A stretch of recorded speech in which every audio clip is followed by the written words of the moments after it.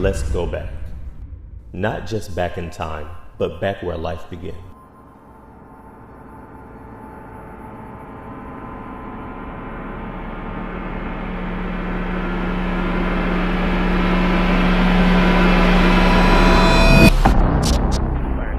Africa, the motherland, the land of treasures, culture, history, and with such beauty also comes great pain. The continent of Africa also faces the hardest challenges in the world, such as poverty, droughts, famine, and diseases. One of the diseases that takes Africa by storm is malaria.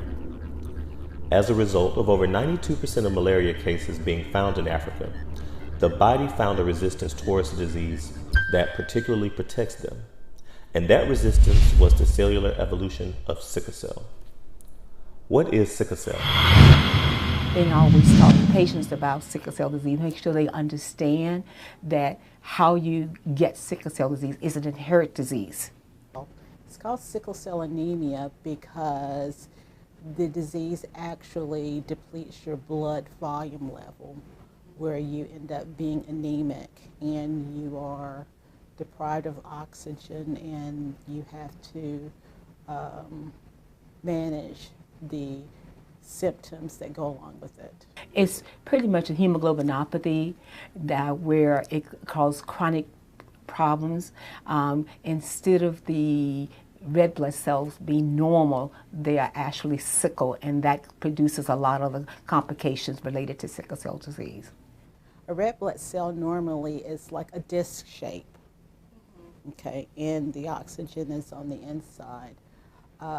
With the sickle cell person, they'll have some normal red cells, and then they'll have some that are defective with that gene. And what happens is when they release that oxygen, their blood, the cell actually becomes a sickle shaped. And because it's a sickle shape, it gets caught in different parts of the circulatory system and in the organs, and it creates a situation where a person may become iron overload. They may have painful, a lot of pain when they're in sickle crisis. Their liver may be affected because the liver acts to clean up to clean the body, and if they get lodged in the spleens, then sometimes they have to have the spleen removed. And those sickle cells are causing damage to your organs and causing damage to your vessels. Although it has been statistically proven that African Americans are significantly affected by the sickle cell anemia disease,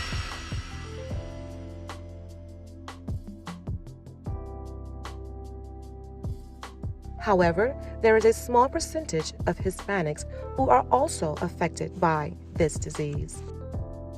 Symptoms that are included with the sickle cell anemia disease are episodes of hard-to-manage pain, usually known as a sickle cell crisis, painful swelling of hands and feet, frequent infections, delayed growth, vision problems, and anemia.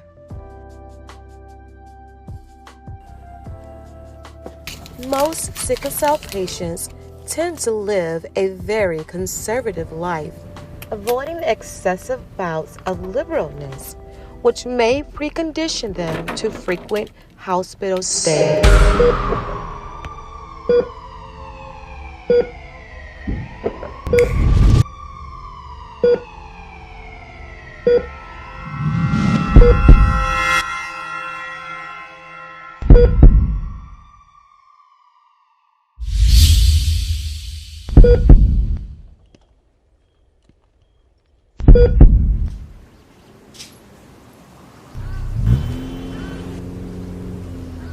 Like I said, I found out that I had sickle cell at the age of 23. Right after I found this out, like I said, I was getting prepared to have surgery. And I couldn't have surgery because I found out that I was expectant. And not only expectant with one, I was expectant with two. So it was a possibility that both of my twins would come out having sickle cell or the trait. I had sickle cell my whole life since I was a little boy. My mom was very cautious with me because I had the sickle cell disease. Sometimes, you know, with the disease, it'll stop me from doing certain activities like football, basketball, you know, certain sports that young boys like to do growing up. I have sickle cell trait. It really hasn't affected my life to the extent that a person with sickle cell anemia might have, but I do have to make sure that I'm hydrated, that I'm taking care of myself physically, that I exercise, and that my diet is right. It's an autosomal recessive disease, which simply means that you have to have two abnormal genes, one from both parents, in order to have sickle cell disease or sickle cell trait. If you have two parents with sickle cell trait, that every time they have a child, there's a 25% chance of them having sickle cell disease. Also, on the other end of the spectrum, there's also that same 25% chance of them having normal children, a normal child. And then, of course, that same two parents, there's a 50% chance of them having a child with sickle cell trait. It doesn't mean they're definitely going to have a child with sickle cell disease, because that's the scary part of it. My patients look at me frightened.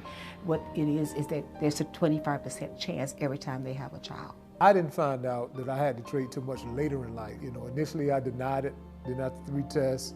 It was confirmed that I had the trait. But one of the precautions that I take as a result of knowing that I have the trait is making sure that I don't exercise in excessive heat. Because my research determined that even though you may have the trait, exercising in the heat can give you an effect as if you have the sickle cell anemia, and you could have some complications as a result of exercising in the heat. The pain I experienced going through a crisis is severe. You know, it feels like needles sticking you.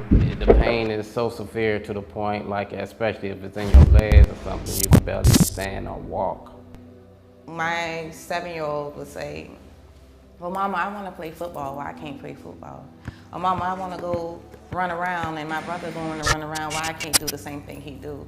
And it's me taking precaution and knowing what he can and cannot do. And I hate putting him kind of like in a box or a bubble saying, hey, you're not able to play football, but you can play something else, or you can do karate. So it can be real challenging when you having 2 kids the same age and one has a disease and one don't. And one thing, life is not fair, because for instance, my boys are 7 now. The one with sickle cell came to me one day and asked me, Mama, why was I the one that had to get sickle cell? Why did God pick me to have sickle cell?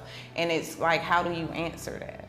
Because he see his brother playing and doing football and doing whatever he wants to do, running freely, and then it's them times when he's going through a crisis and he can't do nothing. He can't move.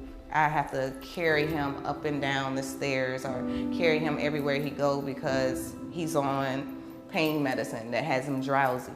So I can remember, you know, being in the hospital for a whole month, and by the 3rd day, I've been in pain for 3 days straight, not getting no relief.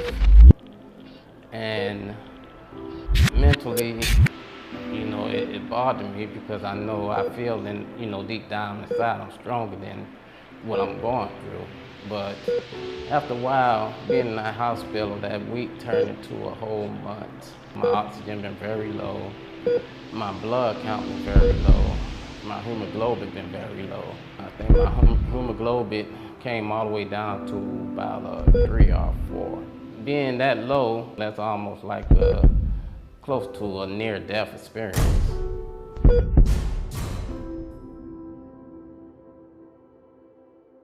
Sickle cell patients can avoid stress, extreme temperatures, stick with their doctor's prescribed medications and don't deviate from their doctor's prescribed medications in order to avoid having a sickle crisis.